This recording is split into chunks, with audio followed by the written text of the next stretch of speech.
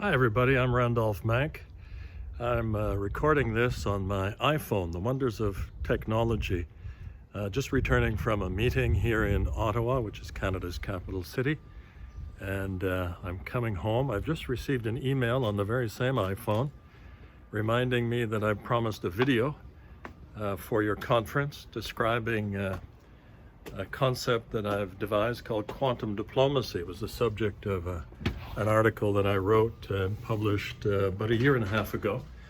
And what I'm going to do, now that I've been reminded that I did promise a video, is I'm going to come home, get changed, and I'm going to describe it in greater detail. Just to give you a little background before I do, I'm a former Canadian ambassador to Malaysia, as well as to Indonesia and Pakistan, and had many other postings in Asia and around the world during a 30-year career in government, and then followed that with a career in the private sector as a vice president for Asia of BlackBerry, and then President Asia of a company called SICPA from Switzerland.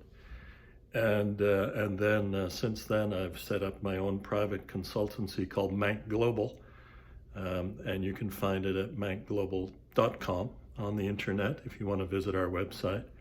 And we offer services to businesses who are looking for market access around the world, as well as to companies that are looking for policy development, government relations, and governments themselves who are looking for policy development, especially in the tech sphere, but we're also sector agnostic, so we talk about and handle all sectors. So with that, I'm going to get changed and I'm going to tell you a little bit about quantum diplomacy, so hang on, bear with me. Okay, so I'm more comfortable now and we can have a good chat about quantum diplomacy. Let me start by saying, as I said in my introduction, I have a kind of a mixed background. That's government, international diplomacy, promotion of trade, business interests, and technology, as it turns out. And technology, not just in terms of business and sales and so on, but in terms of working with government agencies about security matters. And you can just imagine, as the guy who represented BlackBerry in Asia, a lot of those discussions were about security.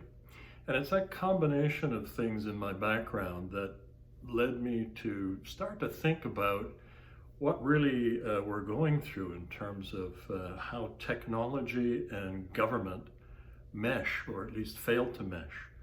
And in thinking about this over the years, it occurred to me that some of the great gaps in our practices in international diplomacy, international affairs, are really exposed in dramatic relief by the technologies that are available. So the thesis of this paper that I wrote, called Quantum Diplomacy, New Diplomacy for a New Technological Age, is really that there's just too much of a lag between what governments do in practice and what industry is doing through technological development. And let me give you some specific examples of this. I started my career as a lowly passport consular immigration official. And what I was doing then was dealing with stacks of files, applications every day of people who wanted to emigrate to Canada or wanted visas to travel to Canada, or were looking for passport renewals, what have you. You can just imagine. And that was all paper-based. And we eventually were able to put a lot of this into databases in government, but stopped there. Once it was in a database, essentially we didn't convert those databases into anything that was marvelous or useful in terms of new technological developments. So for example, we were still putting stamps into passports at the end of the process of evaluating applications. So there you are doing an ink stamp when technology would allow you to do all sorts of different ways of enabling people to travel while still safely tracking them. And really what that meant was we had not taken the time or made the effort to adapt to an age that actually began, the quantum age, began with Einstein and Niels Bohr and those brilliant people in the early 1900s who had discovered the quantum realm. So we are still in that quantum age that began then. And one of its first manifestations on the security and offensive side was nuclear power. So it gave us great clean energy, but it also gave us the frightening prospects of weaponization of that kind of technology. And governments, of course, dealt with the nuclear aspect of the quantum age, but stopped pretty much after that. Databases are now very much a part of what governments do, and protection of those databases is something that's done with a measure of paranoia and really kind of backwards thinking. Let me just fast forward to another seminal event in my career, which was 9/11. During 9/11, I was doing two things. I was leading a foreign policy review for Canada. I was the director of policy planning for Canada. But I was also, in that same role, the head of the G7 Foreign Ministers Secretariat. And Canada was just about to inherit the chair of the G7 in 2002, when in fact that horrible event unfolded in the United States.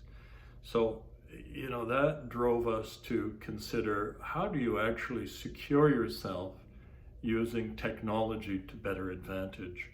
And one of the things that we devised in our counterterrorism action plan, which was a deliverable for the Canadian summit shortly after those events, was a way of financial tracking that rolled up to the Financial Action Task Force, which already was tracking banking and other forms of financial transaction. Now we know about blockchain, and we know about other technologies, cryptocurrencies and so on, that need to be secured.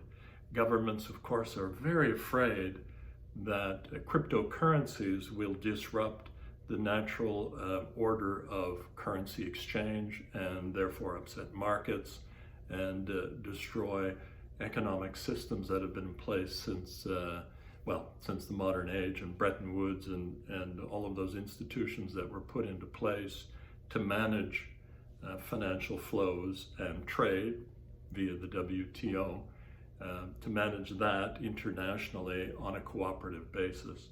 So there is that fear, again, that while we need to track financial transactions, we're reluctant to use the latest technology to make it more secure and more efficient.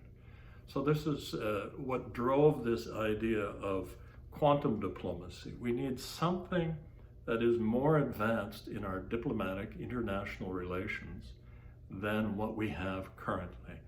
And we need a set of regulations that are more sensible for companies and for governments and for citizens to adapt technologies in a secure way.